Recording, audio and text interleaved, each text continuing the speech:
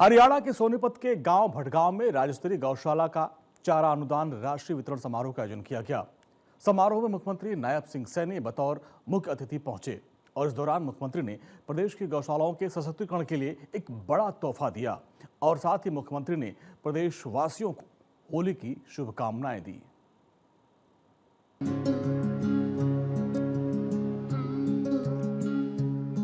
गोवंश के कल्याण समृद्धि के मार्ग पर हरियाणा को आगे बढ़ा रहा है मुख्यमंत्री नायब सिंह सैनी का सशक्त नेतृत्व। इसी कड़ी में मुख्यमंत्री नायब सिंह सैनी आज सोनीपत के भटगांव में गौशालाओं के लिए बड़ा तोहफा लेकर पहुंचे, जहां से उन्होंने पूरे प्रदेश की गौशालाओं के सशक्तिकरण के लिए 68 करोड़ 34 लाख रुपए की चारा अनुदान राशि जारी की।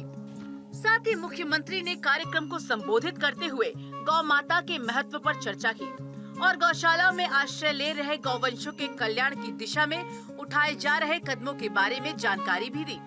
आज मेरे लिए ये बहुत ही गर्व का दिन है कि भटगांव की इस पावन धरती पर आज मुझे गौशालाओं के लिए चारा अनुदान वितरण के इस राज्य स्तरीय समारोह में आकर के बड़ा गर्व महसूस हो रहा है।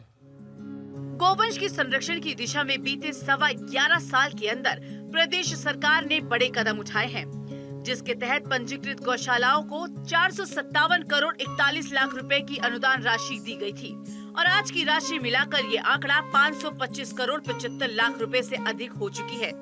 ये सरकार के गौसंवर्धन की प्रति प्रतिबद्धता का प्रमाण है।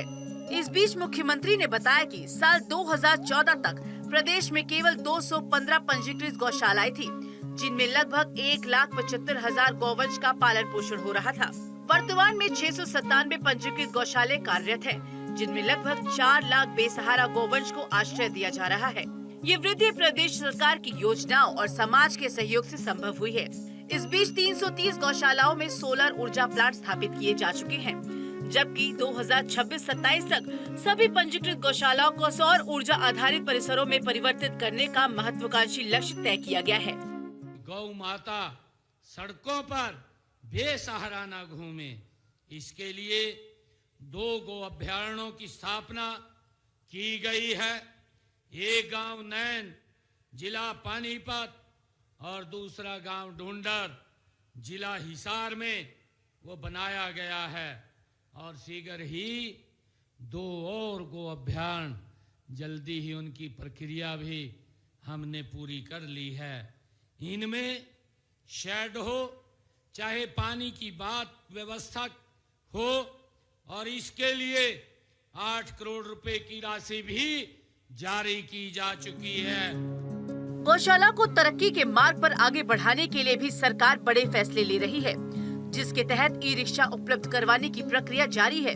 इससे गौशालाएं अपने उत्पादों की मार्केटिंग कर सकेंगी और उनकी आय बढ़ेगी और पंचगव्य आधारित उत्पादों जैसे जैविक खाद, प्राकृतिक पेंट, दिया, धूप बत्ती, गोबर के गमले, गौ अर्क जैसे सामान के निर्माण के लिए जरूरी मशीनरी के लिए 101 गौशालाओं को अनुदान दिया गया है।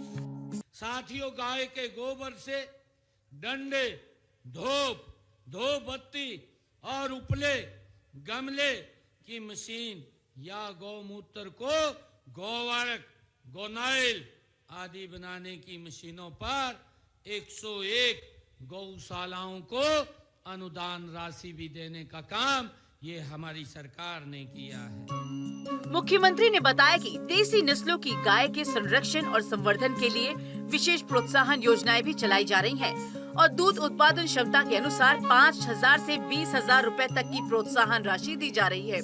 साथ ही राष्ट्रीय गोकुल मिशन के माध्यम से नस्ल सुधार और संरक्षण पर भी विशेष बल दिया जा रहा है। साथ ही हरियाणा में गौवंश संरक्षण और गौ संवर्धन अधिनियम 215 के माध्यम से गौवंश की सुरक्षा भी सुनिश्चित की गई है।